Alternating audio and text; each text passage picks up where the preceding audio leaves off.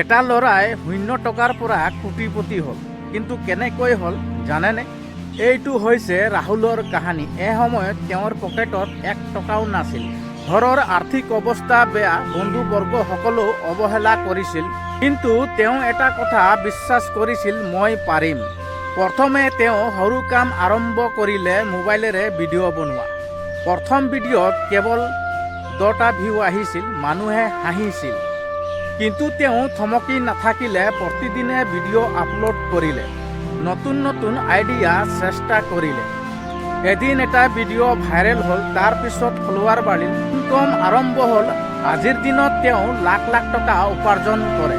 এইটো ভাগ্য নহয়, কনচিষ্টেন্সি আৰু বিশ্বাসৰ ফল। প্ৰশ্নটো হ'ল, আপুনি আৰম্ভ কৰিব নে নকৰিব?